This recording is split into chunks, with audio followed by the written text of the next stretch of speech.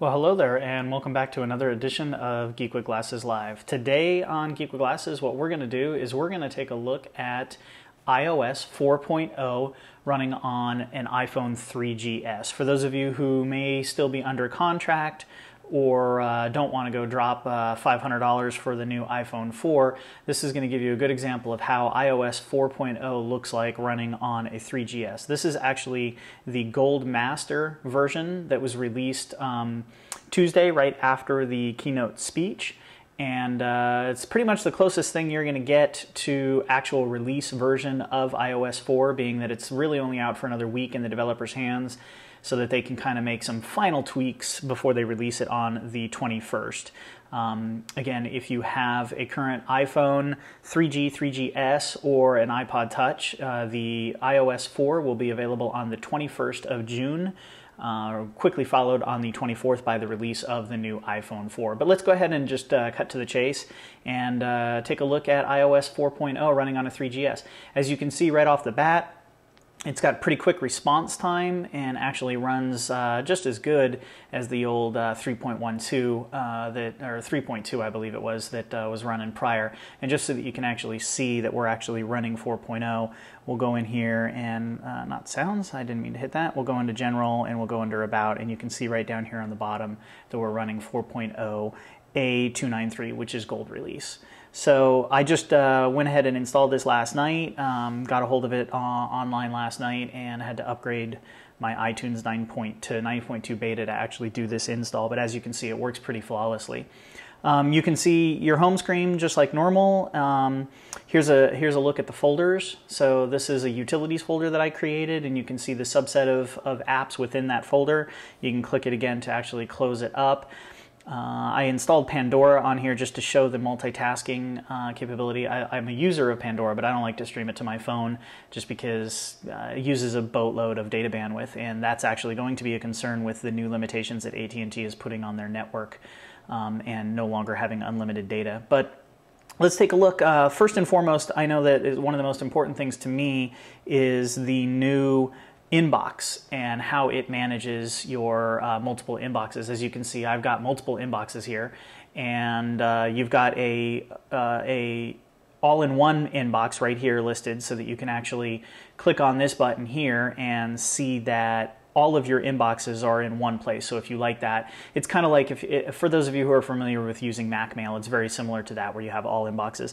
And then it separates it out, and then down at the bottom it actually shows your different accounts and how to connect to those. So it makes it real easy switching back and forth in between the different inboxes, and we can go back to the home screen. Now I've loaded the mail client, and that is actually running in the background, and I'm going to go ahead and load up Twitter here real quick just so that you can see the multitasking capabilities of iOS 4. But as you can see, here is my Twitter account, my personal Twitter account, and if I double click on the bottom here, it will bring up the multitasking pane. And as you can see, I have settings open, I have iPod open, I have Pandora open, and these are all apps that I can switch over to real quick. So if I wanted to switch over to mail from Twitter, I just click mail and it switches right back to the exact same point that I left it when I closed it up before.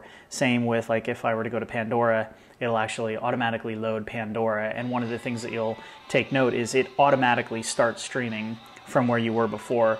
And then you've got controls down here for your Pandora. Now, one of the things I'm noticing, and I think it may be a limitation either A, of this build, or B, of the 3GS, that it doesn't actually continue streaming the music like shown in the demonstration at the keynote that Steve Jobs showed. So I think that's either a limitation of the non-final build, or it may be a limitation of the 3GS, because as we know, the 3GS is not as powerful as the iPhone 4, and some of those capabilities may not actually work due to processor bandwidth and such limitations. But let's go ahead and load up USA Today and show that multitasking feature once again. You double click on the home screen, it brings things up. Now let's say you've got a lot of apps running and you want to close one out. What you do is you just hold that icon and click the minus key, and it closes that app out. So we can close up Twitter, we can close up the iPod, we can close up the inbox, and what that does is it actually just goes back in there. Oh, that's actually for the iPod controls, not Pandora. Interesting. Okay, so that just closes those apps and releases them, and then you just single click to get back to your home screen. A couple of other features, you're not going to actually be able to see this because I've got it pinned to the desk while I do this demonstration, but one of the things on the camera is now we've got the digital zoom, a 5x digital zoom option that is built into iOS. So if you have a photo or a picture that you want to take and you want to digitally zoom, I wouldn't really recommend using this unless you're outdoors under full light. Otherwise, you're going to get a lot of graininess and a lot of digital artifacting and noise.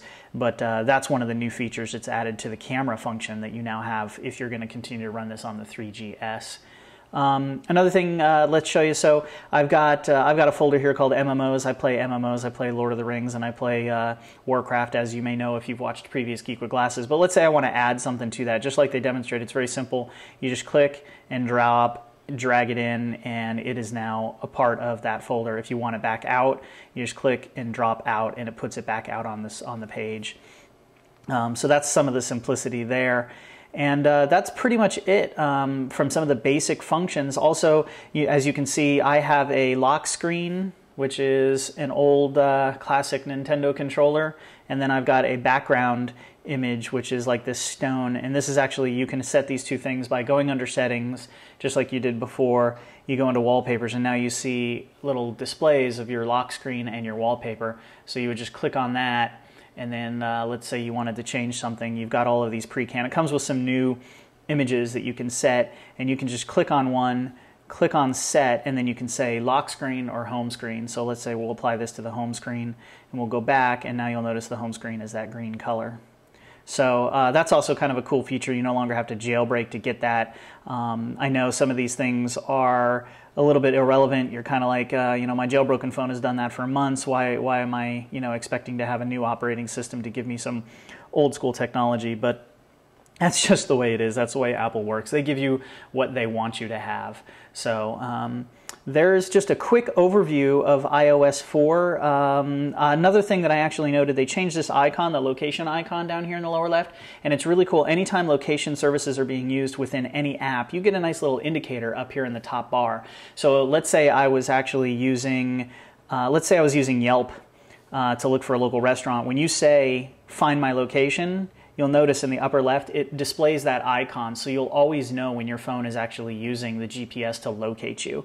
So I think that's pretty cool. I like that nice little indicator because you never know when an app is actually out there looking for something, and that little indicator up in the upper top screen is really nice. I like that fact. So there you go. There's a quick down and dirty overview of how iOS 4 runs on an iPhone 3GS. As you can see, it's quite snappy, and I wasn't actually expecting that. I was expecting it to be a little bit slower, and I was quite surprised last night when I actually brought it up and loaded it, and I'm pretty excited about it. So let me know what you think. Please leave video responses or comments in the sub bar down below in the comment section. I'll put links to the iOS 4.0 software if you want to go ahead and download that a couple days early and put it on your phone. But remember, you're going to have to go out there and find a copy of iTunes 9.2 so that you can actually do the install via iTunes. But it's a great little operating system. They're finally catching up with some of the things like Android. The fact that we actually have multitasking now is really nice, and it works quite well. And one of the things that I also noticed is because of the fact that you actually have these apps still running, switching between apps is really quick. It's just as fast as before. You know, you can be looking at an app. I'm sorry, we didn't mean to do that. Well, let's go in here. Let's go back into Twitter. And so I've got my Twitter feed loaded, and I can, why do I keep doing that? And then I can switch over to USA Today, and the really nice is it keeps that common state of where you were. So anyways, that's it. That's a quick overview of iOS 4 on the 3GS. Let me know what you think. This happens to be a 16 gig model, and let me know what you think. Are you excited for it? Are you happy with it? Is there anything else that you would like me to deep dive into as far as functionality? Continue to follow us on Twitter, and that's twitter.com/geekwithglasses, and fan us up on Facebook, or like us, whatever you want to call it now, and that's facebook.com/geekwithglasses. So thanks a lot, and have a great day.